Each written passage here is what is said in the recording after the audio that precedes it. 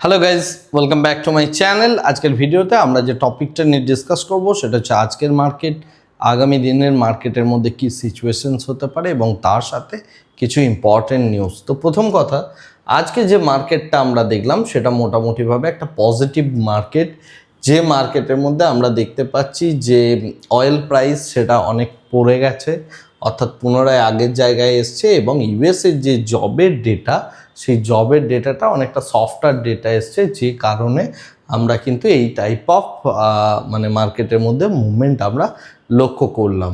যাই হোক, এখন যদি আমরা মার্কেটের বিভিন্ন নিউজগুলো নিয়ে কথা বলি, তো প্রথম যে জিনিসটা ইম্পর্টেন্ট সেটা হচ্ছে HCL টেক 1.14 বিলিয়নের একটা ইউরোপিয়ান ডিল তারা জিতেছে, এবং এই যে ডিলটা এটা 5.5 ইয়ার্সের একটা ডিল, এবং এই যে ডিলটা তারা জিতেছে এটা কিন্তু সম্পূর্ণভাবে একটা গ্লোবাল যে AI মডার্নাইজেশনের কাজ সেটা তারা করবে, এবং এন্টারপ্রাইজ মডার্নাইজেশনের যে কাজ সেই কাজের হিসাবে তারা এই ডিলটা জিতেছে। সুতরাং আগামী দিনে এই জায়গাটা কিন্তু ইম্পর্ট্যান্ট।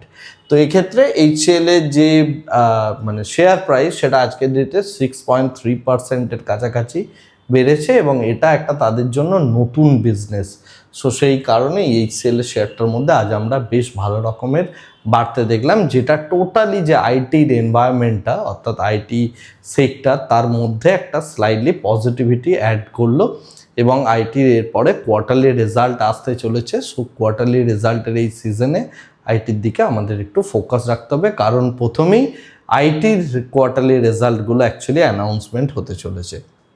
নেক্সট যে বিষয়টা ইম্পর্টেন্ট সেটা হচ্ছে ইন্ডিয়াতে রিসেন্টলি, অর্থাৎ আজকের ডেটেই, চাইনিজ লিঙ্কড পাওয়ার ফার্ম, 4টে পাওয়ার ফার্ম আছে, TBEA energy, Nanjing electric India, new north east electric India এবং তাকাই ইলেকট্রিক। এই যে 4টে কোম্পানির নাম বললাম, এই 4টে কোম্পানিকে গভর্নমেন্টের বিভিন্ন প্রজেক্টের মধ্যে তারা বিড করতে পারবে, তার একটা অনুমোদন দেওয়া হয়েছে।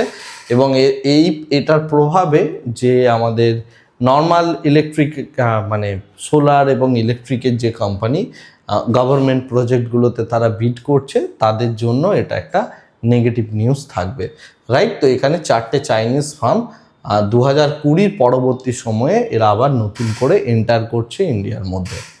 নেক্সট যে বিষয়টা ইম্পর্ট্যান্ট সেটা হচ্ছে গভর্নমেন্ট 20,000 কোটি টাকার প্রাইভেট বাসের একটা স্কিম নিয়ে এসছে। এক্ষেত্রে যেটা দেখা যাচ্ছে, ইন্ডিয়াতে টোটাল 97%-এর কাছাকাছি যে ভেহিকেল চলে, অর্থাৎ বাস চলে, সেটা কিন্তু পুরোপুরিভাবে দেখতে গেলে প্রাইভেট বাস, রাইট? এবং সরকারি যে বাস সেটার পরিমাণ কিন্তু ইন্ডিয়াতে অনেক কম।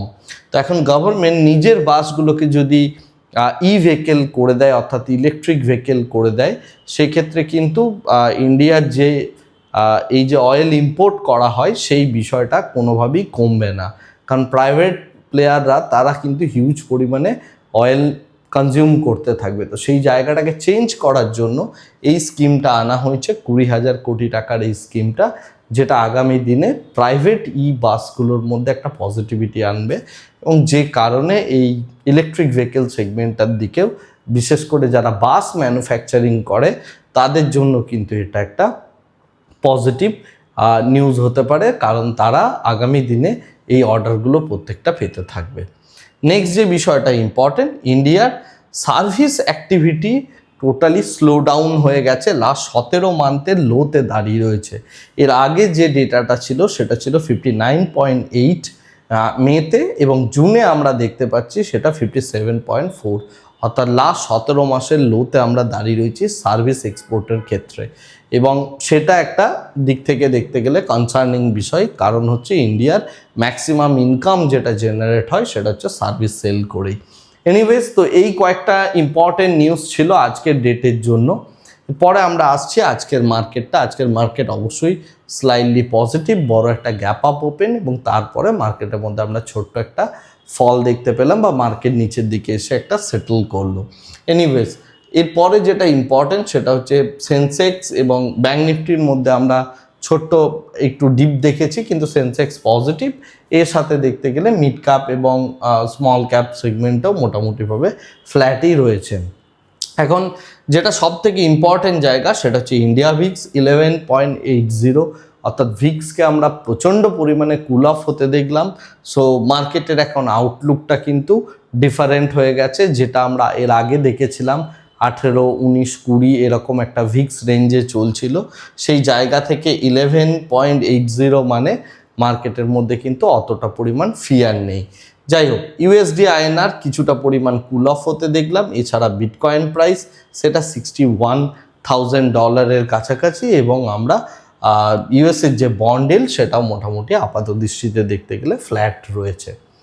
আজকের মার্কেটের রেসপেক্টে যদি আমরা দেখি 1800 কাছাকাছি স্টক অ্যাডভান্সে, 1500 ডিক্লাইন।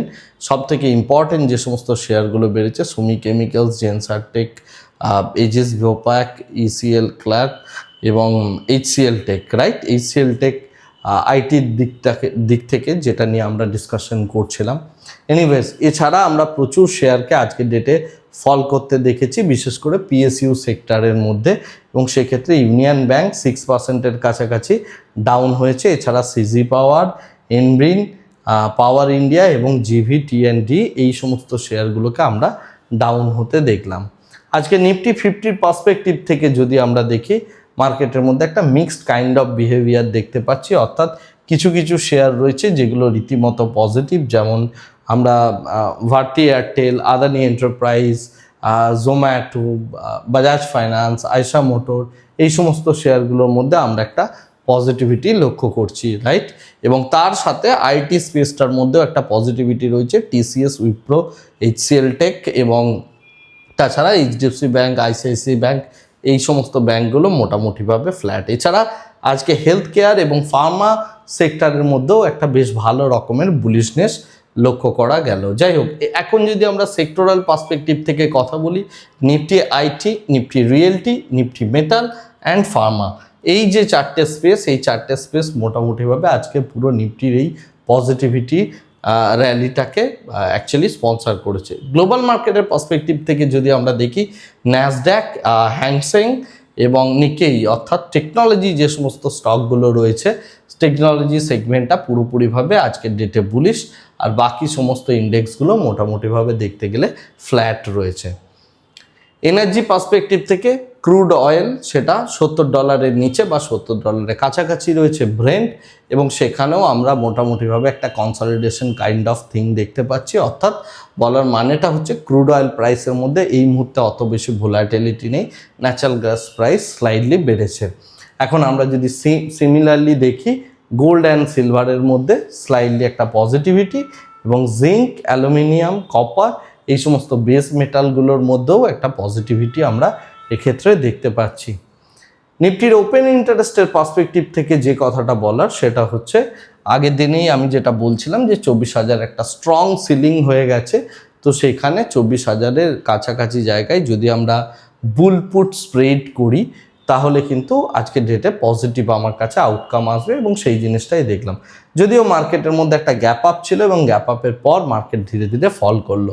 তো যে নতুন রেঞ্জটা তৈরি হলো আগামী মঙ্গলবারের মার্কেটের জন্য, সেটা 24,000 থেকে 24,500 এই রেঞ্জের মধ্যে মার্কেটের অ্যাকচুয়ালি থাকার কথা। এবং এখানে যদি আজকের ডেটে কেউ আয়রন কন্ডর বা এই টাইপের স্ট্র্যাটেজি বানিয়ে থাকেন, আই হোপ যে মঙ্গলবারের মধ্যে আপনি কিন্তু অবশ্যই পয়সা পেয়ে যাবেন, রাইট? তো এই হচ্ছে মার্কেটের টোটাল সিনারিও। এছাড়া নতুন কিছু আপডেট এই মুহূর্তে নেই। এই সমস্ত আপডেটগুলো নিয়েই আমাদের মানডেতে মার্কেট ওপেন হবে। আজকের ভিডিওটাকে আর এর থেকে বেশি দীর্ঘায়িত করছি না, ভিডিওটাকে এই জায়গাতেই স্টপ করছি। Thank you very much, bye bye, tata.